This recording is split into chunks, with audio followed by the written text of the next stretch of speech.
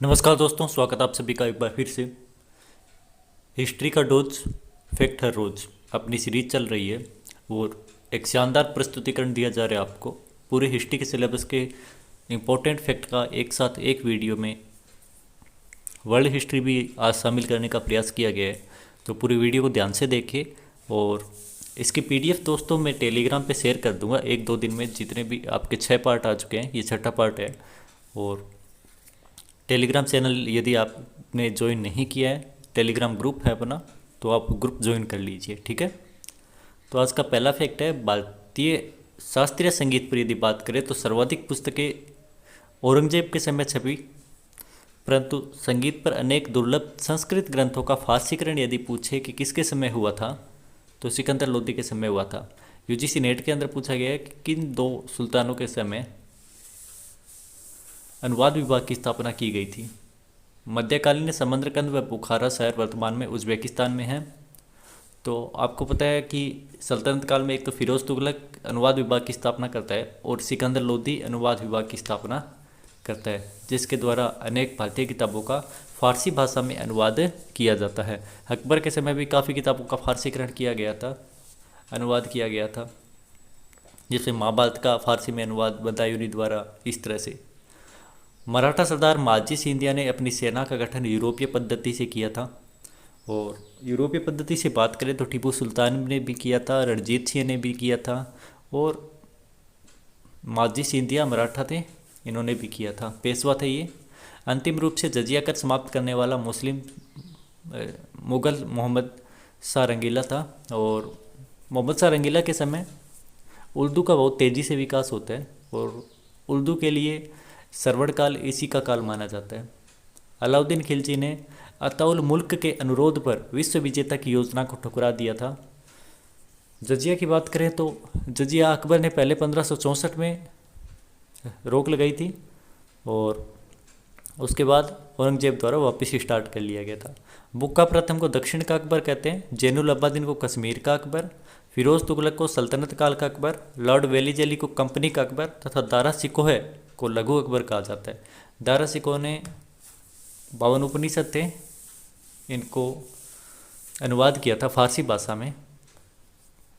तो दारा सिकोह को एक तरह से लघु अकबर की संज्ञा दी गई है। किस इतिहासकार ने दारा सिकोह को लघु अकबर की संज्ञा दी है, ये आपका मेट करके बताएंगे। ये कई बार एग्जाम में पूछा भी जा चुका है कि किस इतिहासकार ने दारा सिकोह को लघु अकबर की संज्ञा दी है। फ्रांसीसी पर्यटक विक्टर जैकमोट ने राजा रणजीत सिंह को छोटा नेपोलियन कहा है, और इसके बारे में मैंने आपको बताया था कि जो रणजीत सिंह है ये अपनी यूरोपीय ढंग से सेना प्रशिक्षित करता है। और मैं हृदय से तुम्हारे साथ हूँ और संस्कृति से भी, यह कथन एनी बेसेंट का है। मैं भारतीय टमटम हूँ, ये कथन भी एनी बेसेंट का है। कॉमनवेल्थ नामक इसने अखबार चालू किया था। न्यू इंडिया नामक इसने अखबार पत्रिका चालू की थी, ठीक है, तो ये ध्यान रखेंगे। कांग्रेस के मुख्य योजनाकार व स्थापक A.O. ह्यूम इटावा का जिला अधिकारी रह चुके थे तथा सर विलियम वेटनबर्ग ने इनकी जीवनी लिखी थी। जॉन वाइक्लिफ को धर्म सुधार आंदोलन का प्रातःकालीन तारा कहा जाता है। ये आपका वर्ल्ड हिस्ट्री से आ गया। द्वितीय विश्व युद्ध में जनरल रोमेन को मरुस्थल की लोमड़ी के नाम से जाना जाता था, सेकेंड वर्ल्ड वॉर के अंदर। और वर्ल्ड हिस्ट्री के यदि आपने वीडियो नहीं देखे हैं तो प्ले लिस्ट में जाकर चेक कर सकते हैं। वर्ल्ड हिस्ट्री के काफ़ी वीडियो प्ले लिस्ट में उपलब्ध हैं, आप उन्हें चेक कर सकते हैं, देख सकते हैं आराम से। काफ़ी डिटेल में मैंने कुछ समझाया है वीडियो में। यदि बात करें पहली सूफी महिला तो ये थी रबिया। पहली मुग़ल महिला जो सूफी थी वो थी जहांरा। और पहला सूफी संत यदि बात करें तो हसन बसरी था। हसन बसरी का तो कई बार एग्जाम में पूछ भी लिया गया है, और इन तीनों का आप ध्यान रखेंगे। पहली सूफी महिला कौन थी, पहली मुग़ल महिला सूफी कौन थी, और पहला सूफी संत कौन था। मैत्रेयणी उपनिषद में एक कथन लिखा गया है जो बार बार एग्जाम में रिपीटेड होता रहता है। स्त्रियां जुआ व शराब का योग है, ये मैत्रेयणी संहिता में लिखा गया है। आप कमेंट बॉक्स में ये बताओगे मैत्रेयणी संहिता किस वेद की है, ये यजुर्वेद की है या अथर्ववेद की है, ऋग्वेद की है, किस वेद की है, ठीक है। मध्यकालीन यात्रियों का राजकुमार मार्को पोलो को माना जाता है। और मध्यकाल का सबसे बड़ा यात्री इब्न बतूता को माना जाता है। डाक चौकियों को विशेष रूप से वर्णन मोहम्मद बिन तुगलक के समय इब्न बतूता ने किया था। यात्रियों में सिरमौर हेनसांग को माना जाता है। हेनसोंग हर्षवर्धन के समय लगभग 630-39 में यहाँ पर आया था भारत में।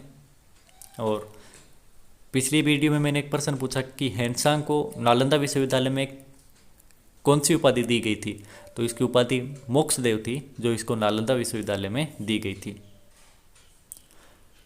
पुस्तक अवध इन रिवोल्ट का लेखक रुद्राक्षु मुखर्जी है। और कुछ पुस्तकों के वीडियो भी मैंने बनाए हैं, तो आप उनको जाकर प्लेलिस्ट में चेक कर सकते हैं, या 10-15 वीडियो नीचे है, आप सीधा स्क्रॉल करके देख सकते हैं।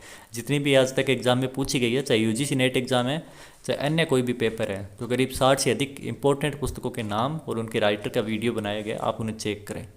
1857 विद्रोह के दौरान बहादुर शाह ने बख्त खां को साहब ए आजम बहादुर खां खिताब दिया था, जिसने दिल्ली के अंदर क्रांतिकारियों का नेतृत्व किया था। संगम में उदयपुर कपास के लिए एक महत्वपूर्ण केंद्र था। सहायक संधि को लेकर कार्ल मार्क्स का कथन है, स्थानीय राजाओं जब सहायक संधि करते हैं तो उस समय उनका वर्चस्व समाप्त हो गया था, ये कार्ल मार्क्स का कथन है। ऐहोल का लाडका मंदिर सूर्य को समर्पित है। ऐहोल को मंदिरों का नगर कहा जाता है। चालुक्यकालीन यहाँ पर मंदिर बने थे और काफ़ी सुंदर सुंदर यहाँ पर मंदिर बनाए गए हैं। ऐहोल के मंदिरों की बात करें तो इसके ऊपर पूरा वीडियो मैंने बनाया हुआ है, तो आप जाकर इसको भी आप देख सकते हैं। यापनीय व कुचक्र संप्रदाय जैन धर्म से संबंधित है। कोणार्क के सूर्य मंदिर का निर्माता गंगवंशी शासक था नरसिंह प्रथम। और बुद्ध काल में यदि गणराज्य की बात करें तो 10 गणराज्य गंगा घाटी में स्थित थे। बुद्ध काल का गणराज्य का प्रश्न शायद अभी पीजीटी में पूछा गया था, दिल्ली पीजीटी में शायद ऐसा ही कुछ प्रश्न था। दिल्ली पीजीटी का यदि आपने पेपर नहीं देखा है तो आप मुझे व्हाट्सअप कर दें, वहाँ पर मैं आपको शेयर कर दूंगा, ठीक है। कौटिल्य के अनुसार वार्ता शास्त्र उपजीवी में संघ में कंबोज व सौराष्ट्र शामिल थे। ये तो बहुत ही फेवरेट पर्सन है, दूसरे तीसरे एग्जाम में उठाकर इसका पूछ लेते हैं। राज शब्दोपजीवी के संघ के अंदर कौन कौन आता था, तो लिच्छवी, कुक्कुर, मद्रक, कुरु और पंचाल, ये 5 जो थे ये राज शब्दोपजीवी में आते थे, ठीक है। और इसमें से कौन सा नहीं था, इस तरह का प्रश्न बन सकता है, तो आप इन 5 का नाम ध्यान रखेंगे। लिच्छवी, कुक्कुर, मद्रक, कुरु और पंचाल, ये 5 ही एक तरह से गण थे। प्रयाग प्रशस्ति में 9 गणतंत्रों का उल्लेख मिलता है और ऋग्वेद में गण का 46 बार उल्लेख मिलता है, जबकि अथर्ववेद में 9 बार इसका उल्लेख मिलता है। प्रयाग प्रशस्ति में 9 बार है और बुद्ध काल के अंदर देख लेना आप। अचरांक सूत्र गणतंत्र में जैन भिक्षुओं को जानने की अनुमति नहीं थी। अचरांक सूत्र जैन भिक्षुओं को गणतंत्रों में जानने से रोकता था। 1-2 बार यह प्रश्न पूछा जा चुका है अलग अलग एग्जाम में। गणतंत्र में प्रत्येक उस वस्तु का नाश हो जाना चाहिए जो विरोध करती है, सेंट जस्ट का कथन है। तो ये कथन भी आप देख सकते हैं, गणतंत्र के बारे में कथन है, इसलिए मैंने डाल दिया क्योंकि गणतंत्रों की बात अभी हम कर रहे हैं। महाभारत में बात करें तो 5 गणतंत्रों का उल्लेख मिलता है और इन 5 का संघ बनाकर श्री कृष्ण ने इनका नेतृत्व किया था। 5 गणतंत्र कौन कौन से थे? अंधक, वृष्णि, यादव, कुकर और भोज, ये 5 के 5 गणतंत्र महाभारत में इनका उल्लेख मिलता है। और कृष्ण जो थे वृष्णि गणतंत्र से संबंधित थे। वैशाली का लिच्छवी गणराज्य विश्व का प्रथम गणतंत्र माना जाता है। वज्जी संघ की राजधानी थी और वैशालियों के बारे में बहुत महत्वपूर्ण कथन देखने को मिलते हैं, ठीक है। और आम्रपाली जो थी वो यहीं से थी, जो नगरवधु के नाम से जानी जाती थी। निम्नलिखित में से किस जनसंघ या गणतंत्र ने यह आदेश दिया कि बुद्ध का स्वागत करने पर उसको 500 कासारपण का दंड दिया जाएगा? तो यह निम्नलिखित में से किस गणतंत्र ने आदेश दिया था? आप ऑप्शन चेक कर सकते हैं, मग, मल्ल, लिच्छवी या शाक्य गणराज्य ने। किसने कहा था? तो आप बताइए, देखते हैं आपका सही रहता है या गलत रहता है। 1% डाल रहा है जो गणराज्य से संबंधित था, ठीक है। तो इसका सही है मल्ल गणराज्य, तो बी इसका सही ऑप्शन है। शायद आपने सही उत्तर दिया होगा, अपनी कॉपी में आप चेक कर सकते हैं। अब अंगुत्तर निकाय में बात करें और भगवती सूत्र में बात करें तो यहाँ पर हमको महाजनपदों का उल्लेख मिलता है। और कितने महाजनपद? 16 महाजनपदों का उल्लेख मिलता है। इसमें 14 तो राजतंत्र थे और 2 गणतंत्र थे।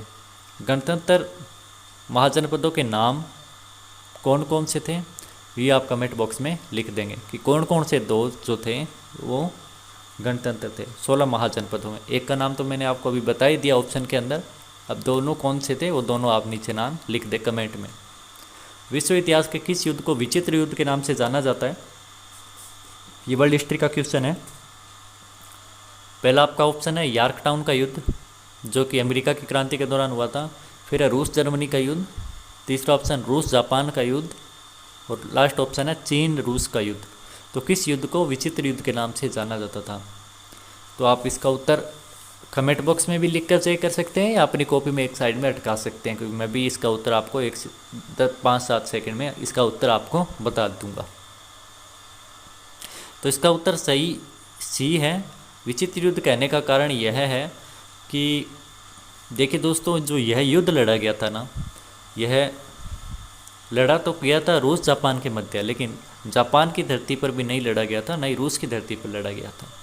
यह युद्ध जो लड़ा गया था वो चीन में लड़ा गया था, और दोनों जो देश है उनको अलग अलग देश सपोर्ट कर रहे थे, ठीक है।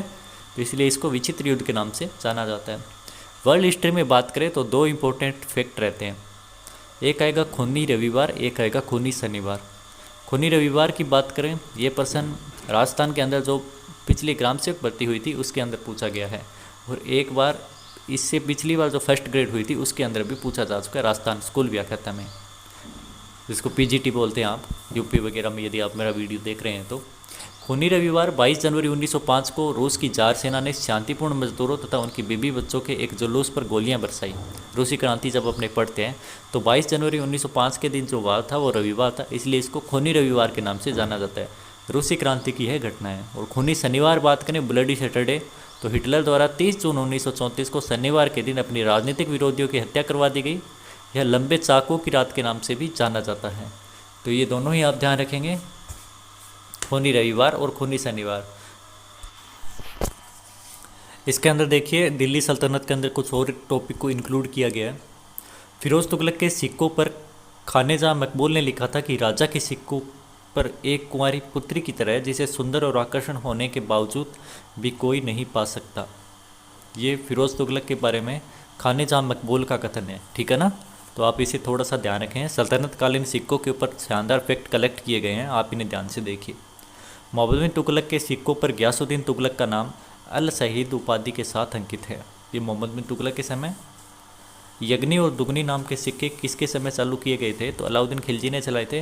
ये बहुत ज़्यादा महत्वपूर्ण है, 1-2 बार पूछा जा चुका है, यग्नी और दुगनी। चांदी का सस्कानी सिक्का किसने चलाया था? ये भी एक बार एग्जाम में पूछा जा चुका है, आरपीएससी फर्स्ट ग्रेड में, तो फिरोज तुगलक ने चलाया था। दुगान ग्यासी नामक सिक्का किसने चलाया? तो ये बलबन ने चलाया। और सर्वप्रथम शुद्ध अरबी के सिक्के किसके द्वारा चालू किए गए थे? तो ये इल्तुतमिश के द्वारा आरंभ किए गए थे। तो इन सभी फैक्ट का आप ध्यान रखेंगे।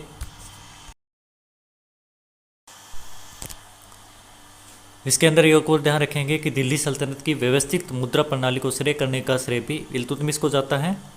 मुसलमान शासकों ने मोहम्मद गजनवी ने सर्वप्रथम भारतीय ढंग से सिक्के तैयार किए, जिसे दिल्ली वाला नाम दिया गया। दिल्ली वाला का पूछा गया एग्जाम में।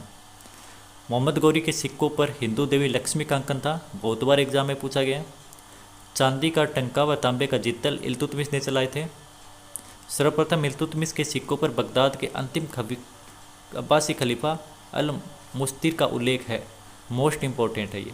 रजिया के सिक्कों पर उसकी उपाधि उम्दतुल निस्वा अंकित है, बहुत बार एग्जाम में पूछा गया है। तो ये सारे फैक्ट जो हैं वो बहुत महत्वपूर्ण हैं, इन्हें आप नोट डाउन करें। गयासुद्दीन तुगलक के सिक्कों पर मुल्क तिलगान अंकित है। मोहम्मद बिन तुगलक को एडवर्ड थॉमस ने मुद्रा शास्त्री कहा था, वेरी वेरी इंपॉर्टेंट, स्टार बना लो। कंजर शाह फिरोज तुगलक के समय और ठाकुर पेरू अलाउद्दीन खिलजी के समय टकसाल अधिकारी थे। कंजर शाह का प्रश्न 2-3 बार एग्जाम में आ चुका है। तो ये सारे ही फैक्ट इंपॉर्टेंट है। और सब्सक्राइब वगैरह का देख लेना दोस्तों, लाइक वगैरह करो तो आपकी इच्छा है, वरना डिसलाइक ठोक दिया करो, कोई बात नहीं है। और कैसा लगा वीडियो ये कमेंट करके बता देना, ताकि थोड़ा प्रोत्साहन मिलता है, और कुछ भी नहीं है। थैंक यू दोस्तों।